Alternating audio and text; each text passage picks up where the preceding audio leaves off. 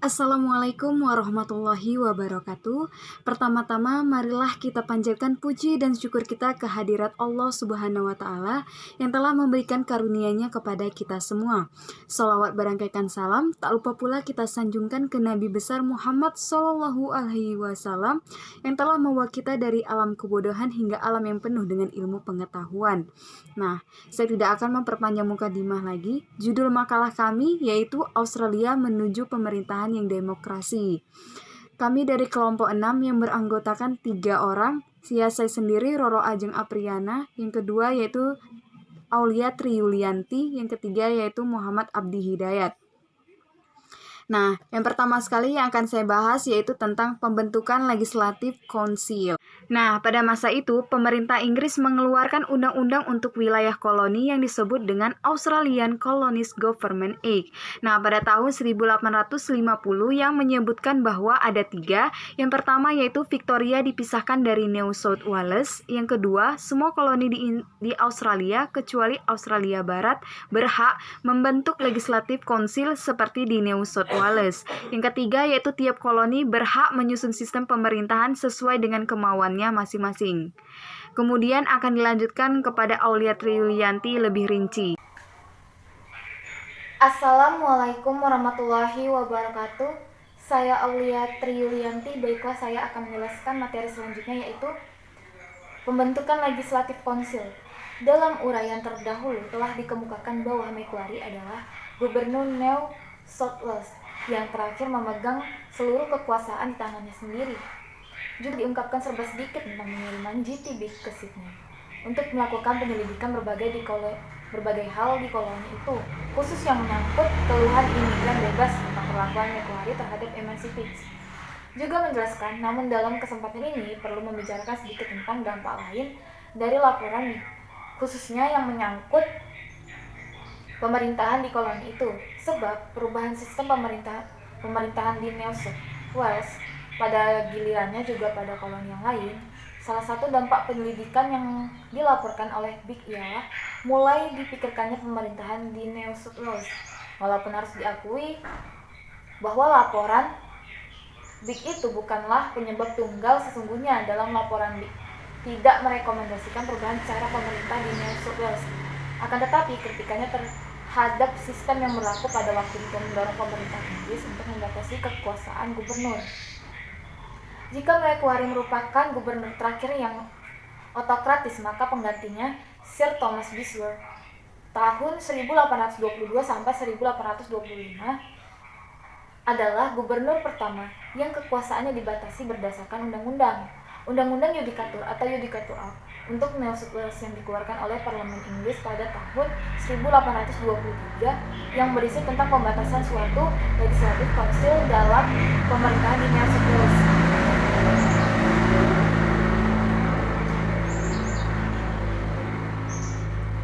Jumlah orang minimal 5 dan maksimal 7 orang. Kekuasaannya adalah membuat undang-undang dan memelihara perdamaian, kesejahteraan, dan pemerintahan yang baik di New South Wales. Dengan ketentuan undang-undang itu tidak boleh bertentangan dengan undang-undang Inggris. Secara teoritis anggota-anggota Legislative Council ditunjuk oleh pemerintah Inggris. Akan tetapi dalam praktek mereka ditunjuk dan diangkat oleh gubernur. Lebih lanjut dinyatakan bahwa konsil ini hanya mengeluarkan undang-undang yang diserahkan gubernur kepadanya. Legislative Council tidak boleh mengambil inisiatif untuk membuat undang-undang. Tidak ada undang-undang dapat diserahkan kepada Legislative Council sebelum direkomendasikan oleh Ketua Mahkamah Agung bahwa undang-undang itu konsisten dengan undang-undang Inggris. Jika gubernur memproses suatu undang-undang, mayoritas anggota Legislative Council tidak menyetujuinya, maka gubernur masih berhak memberlakukan undang-undang tersebut sambil menantikan keputusan dari pemerintah Inggris. Dan seperti tersebut, Legislative Council belum mempunyai wewenang menghentikan kemauan gubernur. Badan ini hanya berfungsi sebagai badan penasehat belaka. Dengan dibentuk Legislative Council, ini telah dimulai langkah menuju perjalanan jauh dalam rangka menghancurkan kekuasaan sewenang-wenang gubernur. Baiklah, sekian hanya itu yang saya dapat sampaikan. Lebih dan kurang saya mohon maaf. Assalamualaikum warahmatullahi wabarakatuh.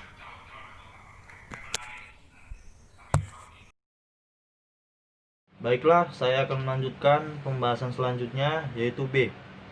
Dampak Australian Colonies Government Act tahun 1850 terhadap perkembangan pemerintah koloni-koloni di Australia. Australia merupakan daerah yang mempunyai kekayaan alam yang melimpah, seperti tambang emas di Victoria, dan Australia juga memiliki sumber daya alam dari sektor perkebunan. Untuk mengoptimalkan pemanfaatan sumber daya alam ini, masing-masing koloni memilih untuk mengolahnya sendiri dengan membentuk pemerintahan sendiri.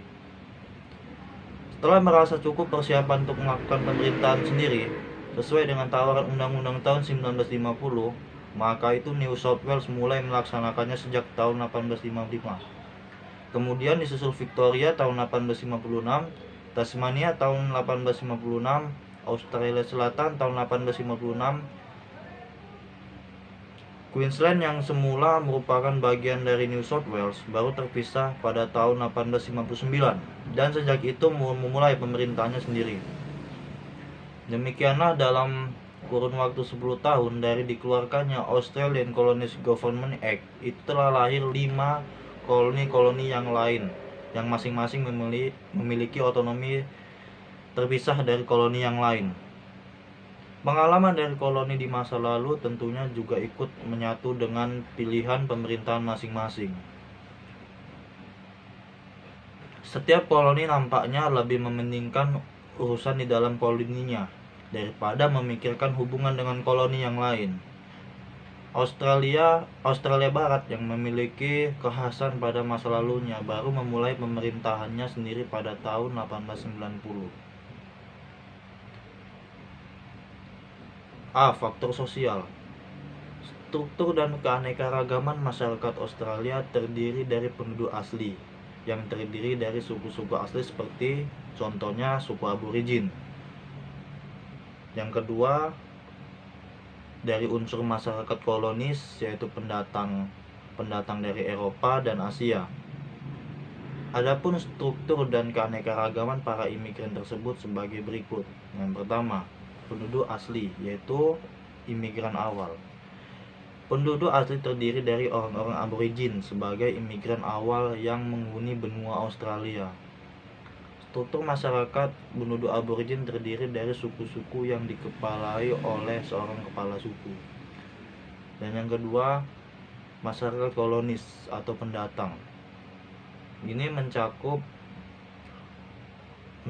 dari 2 negara. Yang pertama yaitu Inggris.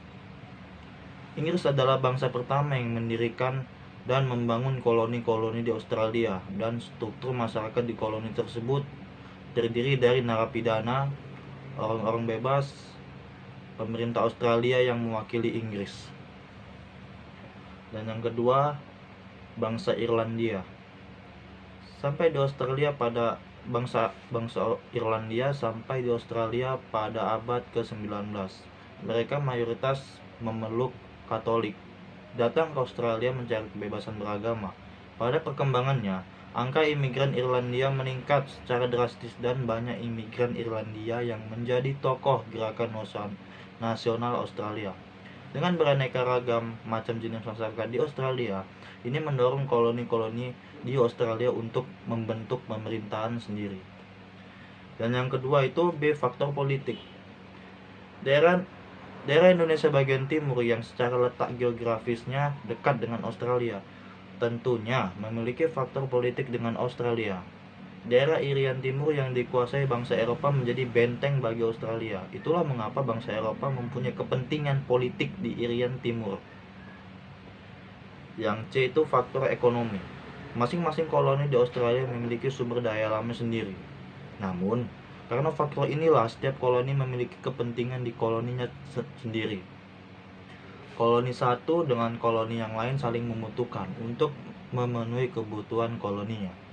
Namun karena ini setiap koloni memanfaatkan untuk mengambil pajak atau bea cukai.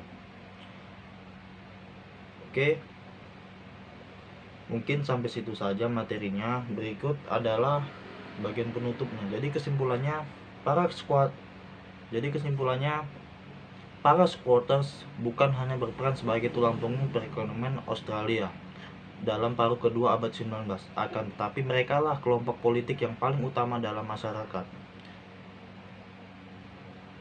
Macquarie adalah gubernur terakhir yang memegang seluruh kekuasaannya di tangannya sendiri, dan penggantinya Brisbane merupakan gubernur pertama yang kekuasaannya mulai dibatasi oleh undang-undang yang menetapkan pembentukan legislatif konsil untuk New South Wales. Di dalam undang-undang itu ditetapkan bahwa jumlah anggota konsil minimal 5 orang dan maksimum 7 orang pada tahun 1823. Pemerintahan Inggris mengamandemenkan undang-undang tahun 1823. Jumlah anggota legislatif konsil ditambah menjadi 15 orang. Dan saran, pembentukan koloni di Australia tentunya menimbulkan masalah tersendiri, yaitu pembentukan pemerintahan sendiri. Dengan dibentuknya pemerintahan sendiri-sendiri pada tahun 1850 akan berdampak pada perpecahan di Australia.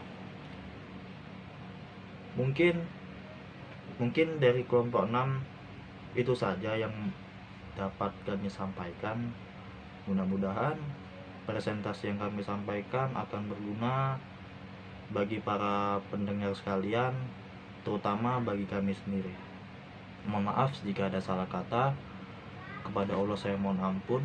Wabillahi taufiq wal hidayah. Wassalamualaikum warahmatullahi wabarakatuh.